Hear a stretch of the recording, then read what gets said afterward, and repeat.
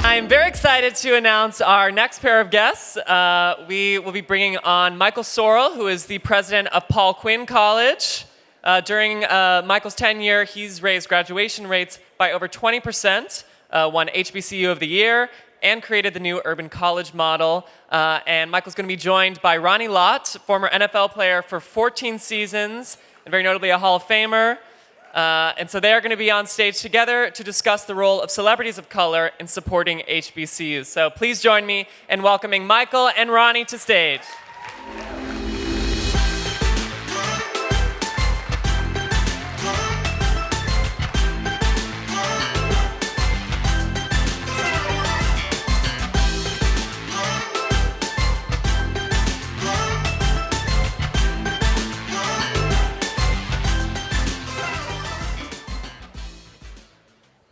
Good evening. Good evening. It is wonderful to be here. Ronnie, I have to tell you, big fan, right? Even though I grew up a Bears fan, I still appreciate it. So Thank Bears you for the fan. one Bears fan in the crowd. We appreciate you. But always appreciated what you brought to the game. It's an honor to be here with you today. Thank you. As you know, Michael, I think one of the great things about sports is that you find yourself around great teams, right? Great teammates. And you also find yourself around people that are willing to do whatever it takes. And just like Walter Payton and others with the Chicago Bears, you found yourself realizing that there's something greater than yourself. And I think one of the great things for me is that I've had the good fortunes of being around people like that. And so when I think of Jerry Rice, the good fortunes of understanding his temperament, but his passion. And I think one of the great things in life, sometimes you forget that you got to apply that in everything you do. Well, it's interesting that given our topic, and we're talking about the role of celebrities of color in supporting historically black colleges and universities. And you mentioned Jerry Rice, who is an HBCU alum. Right. Mississippi Valley State. And I have been to Mississippi Valley State.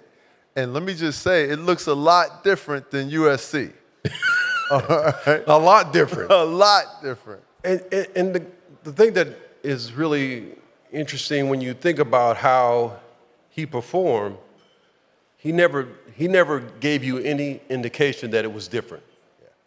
And, when I see people, you measure them by how they walk, you measure them by how they stand, you measure them by how they greet you.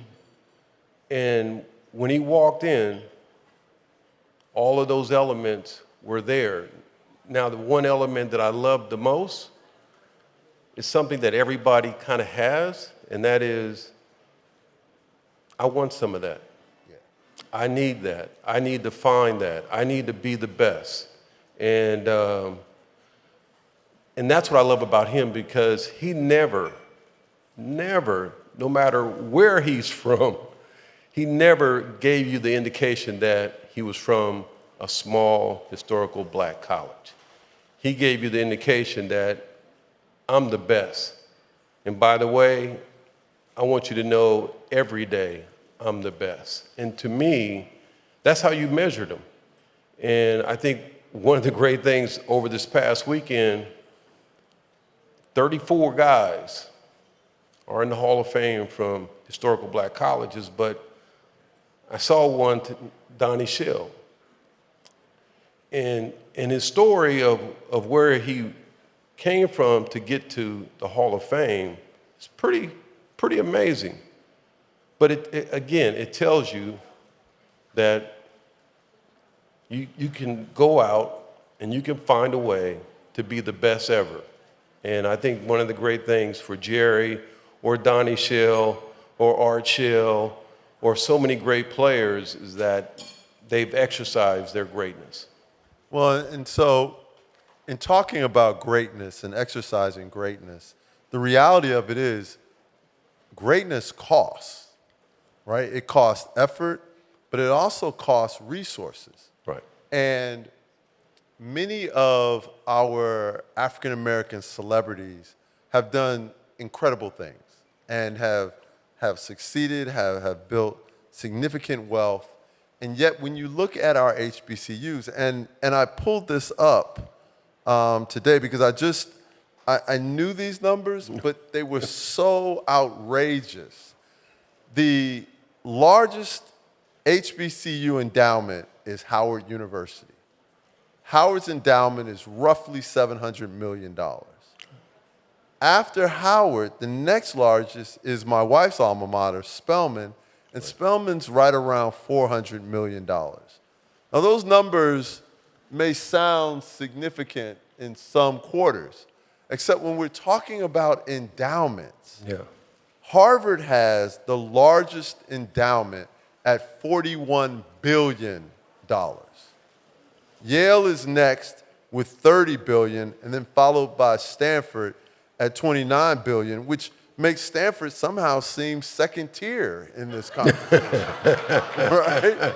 I don't really know what's going on out here in the West Coast, but well, they haven't hit up all their alums yet.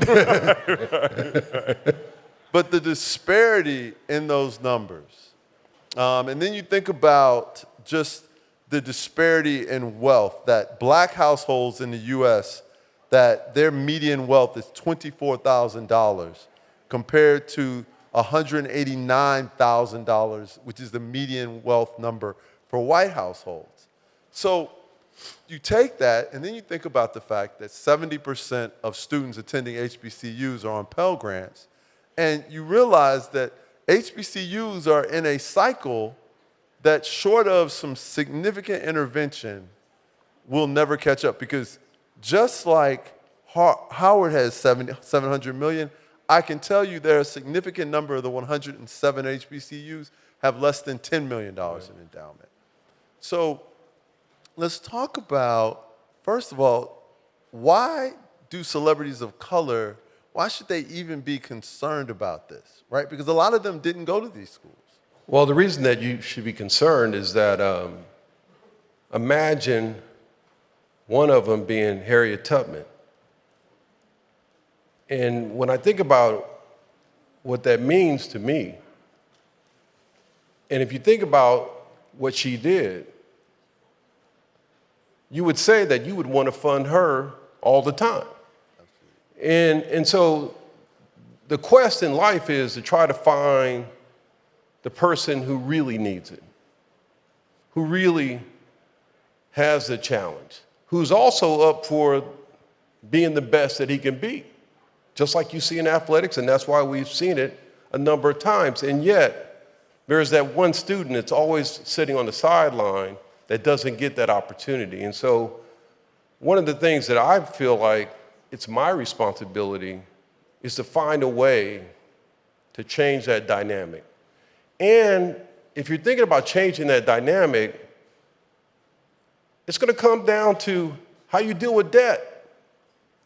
And it's going to come down to, are you able to perform or find ways to get in line with some of the best money managers? So this past weekend, I go to the Hall of Fame, I stop in Chicago, I see some friends. One of the gentlemen that I saw was a guy named Anu. Anu is a great guy. He was recruited by Ken Griffin to run his firm. He left and ran his own firm. When I see the numbers that he's put up, we would all say, wow, I want to invest with him. And so when you think about 8% or above every year, and sometimes double digits, that game is a game that we don't really get a chance to play in. And what I mean by we, I'm saying a lot of people that are in this room, a lot of people that are outside this room, that you don't get a chance to actually spend time understanding why Anu has been able to be coveted as one of the great money managers. And so for me, the reason that I'm interested in trying to understand who he is, I'm like, hey, I've been around Bill Russell. I've been around great players, but I also want to be around people who are great at managing monies. And a lot of times that opportunity is something that we don't get a chance to see, and we don't seek, and we don't find it. And that's where I feel like there's a disparity of, are you in that fund? Are you able to get in that fund? Can you qualify to be in that fund? Do you have enough money to be in that fund? And what I didn't realize is that a lot of times you have to be an accredited investor, and you have to have, and so before you know it, you have these barriers of entry that makes it really challenging and complicated. So how do we fix that, right? Because, I mean, I think about the amount of money that's needed to invest in those funds. Because let's be clear, unless HBCUs can be in the places where wealth exists, then we cannot build that type of wealth. Because so many of our students, I mean, I think about many of my students, they come from places where if an unexpected $500 shows up on their ledger, that might cause them to drop out of school. That's right. So supporting those students is everything, but building wealth for the institution so that we can then be transformational in how we support those institutions. Because, I mean, look, the majority of black students in college, whether we like it or not, are in HBCUs. Right? So if we really want to advance equity, then we have to do that. So how do we get HBCUs into those funds, into those places? Yeah, to me that's a great question. And when I think of what the NFL has done, and you and I were talking a little bit about it, and you think of the franchises and what they're worth today. And I know this. If we just took 1% of the revenue, we said, you know what, NFL, we need 1% of the revenue that you generate. And by the way, it's going to go to the universities that made you. To me, that's a really unique opportunity, because knowing what I know, that's a great challenge for them. But also at the same time, then the question is, can we then move those dollars into the funds that we're talking about? And can we invest with honor? And can we invest with others like that? And so to me, that is a double banger if we could get that done, because that would change the game. And it would change the game in a way where I know for a fact that there are a lot of kids that will tell you that I don't like waking up. I don't like waking up feeling troubled. I don't like waking up feeling like I don't know what's next in my life.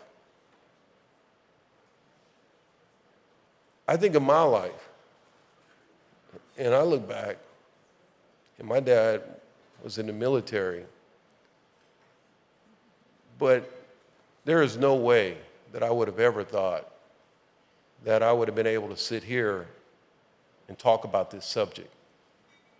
And to talk about this subject in a way where understanding that some guy gave me a chance to invest in his fund early on in my life, and I was like, really? And I didn't know what or who or how, and yet I got lucky.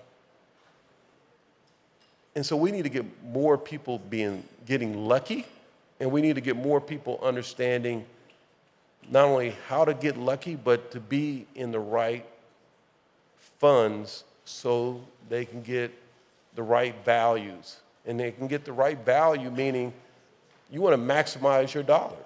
I mean, ultimately, that's what we all want every day, is to maximize our dollars, but clearly, some people, as we've seen, and I can tell you, when I think of USC, USC is sitting there going, hey, we want to be up there. And so they have a lot of alums that are sitting there going, we want to be in the top 3 or 4, but a lot of folks will tell you that it's tough for them to actually get into some of those funds because they don't even have the juice to be able to get in certain funds due to the fact that they weren't in the game early enough. And so that tells you how challenging it is to actually get into a fund. What's interesting about this is I think about there's this obscure story when the American Basketball Association, the ABA, merged with the NBA. Right. And the owners of the Spirits of St. Louis, the Spirits of St. Louis was one of the franchises. Those guys couldn't get into the NBA.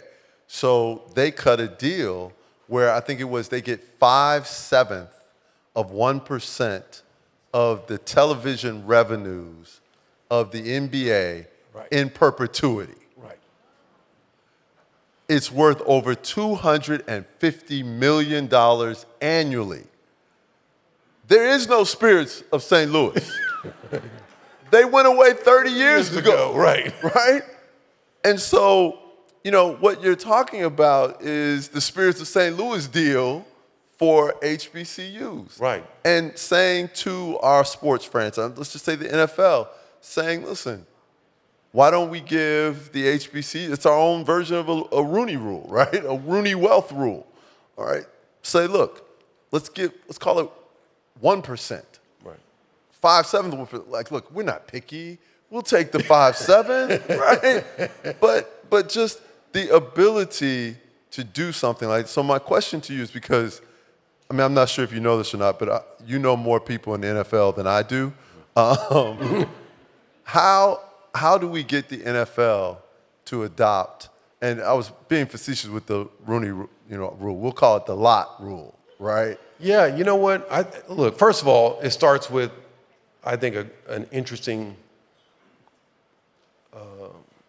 relationship with Roger Goodell. And the reason I say Roger Goodell is that over the years, in watching him and the things that he's done, to me, he's tried to find a way to figure out that it's not about me, but how do I find a way to impact others? Yeah.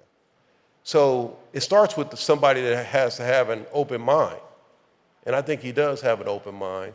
And then I think also, too, that it starts with some of the people that he's able to bring into the fold.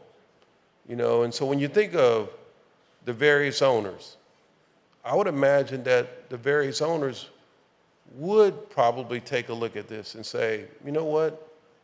Yeah, this is an opportunity for us to look back, but to move forward.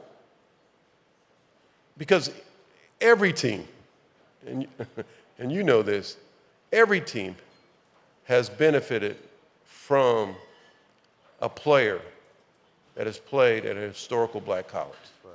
And every highlight, when I was a kid, one of the great moments in my life, I had this guy named Deacon Jones. Oh, yeah. And Deacon Jones walked up to me, bless his soul, and said, man, be great. I don't care what you do. I don't care if you're the garbage man. I want you to be the best garbage man. And I want you to not only be the best garbage man, but I want you to smile. I want you to understand what that's like. So to then walk up and to shake his hand in the Hall of Fame and to be inspired. Now imagine the same thing happens with Anu. And somebody walks up to Anu and says, you know what, Anu? Hey, I've been watching you, and I've seen you, and I want to be like you. I want to find a way to trade like you. I want to find a way to understand all the characteristics to be great. and managing monies.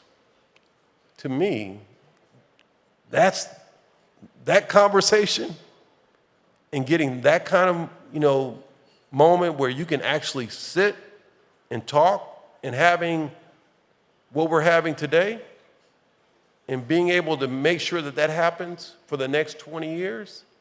Because some kid is going to walk away from there and he's going to say, you know what? I got that. I can be him. I understand all the things that he brought to the table. And what I love about Anu is that when you have to compete, a lot of times in life, you can see someone's soul when they're competing. And we've seen it here. There are entrepreneurs. I remember coming to this conference many years ago. And you sit there and you watch people and you sit there and you say to yourself, how did he make that happen? And yet, it's the perseverance. It's the heart. It's the desire. And in this year, because of what we've gone through, don't stop. It feels like cold weather. It's challenging. It's tough. It hurts. And sometimes, in my case, I lost a friend. But the journey still goes on. And for all of us, that's the mantra that we have to have. And that's the mantra of greatness, is going out and defying and playing against all the odds. That's what your son is doing right now. That's what he's doing right now. And so for all of us, that's what's valuable about connecting here. That's what's valuable about being in the presence of greatness and people, is that you get to understand and learn a little bit about why that person ticks. That young lady before, when he came, yeah. That was impressive. Yeah, right, right. I mean, I'm a little upset she's not coming to Paul Quinn, right? But we'll deal with that. Yeah, exactly. But that was, for all of us, how lucky are we that we get to lift her up? That's right. That's right. So this is, as you know, we're in a time where if we are able to allow the NFL to think about it and to possibly take one day a year and say, you know what, we're going to pay homage to all the greats that have come out. That's one day. And trust me, you know and I know, for Jerry Rice, I can tell you right now, I give him 10 days. but just one day to say, we're going to do this for you. And I think it's possible. Well, I love the idea. And I don't know whether it's just you and I sitting here talking about it, but it feels like something we can get done. And as we think about what promotes equity, what promotes inclusion, what promotes justice, right? We're not talking about handouts, right? We're talking about investments. Right. And the opportunity to invest in these institutions and create an opportunity for people coming behind them to engage differently is everything. And I think it's special. I thank you for that idea. I think it's an idea whose time has come. Yeah, you know what? I think it's an idea that we can all kind of get our arms around. I think what's interesting to me is that, think about this. Everybody in this room, for some reason, have probably watched a game. And you probably got something out of it. And maybe if it was flipped, just flipped for one day, and you said, you know something, changing that. And to me, that's the greatness of life, is that some days you can have that happen where they say, by the way, that's a great idea.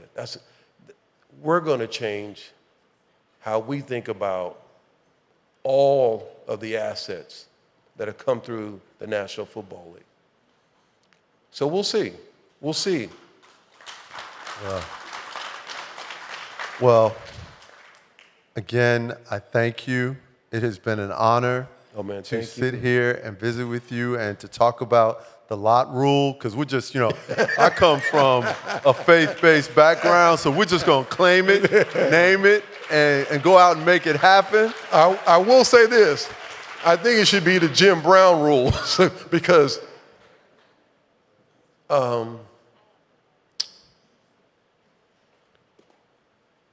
mean, Jim is impressive. So, I'm always thinking about people who change how we change life. And Jim clearly changed not only the game, but changed life. And so for me, when I think about the rule or the opportunity, in his honor and for what he's done and for what he's given to not only the game, but what he's given to society. Yeah. Oh, no, way more deserving. And again, it would be a very special moment just because knowing him, he was the guy, he and Bobby Mitchell and Muhammad Ali and Lou Alcindor, they got together around this idea around economics. Yeah. And when they got together, I remember that, and they shared a perspective that now might come true, right?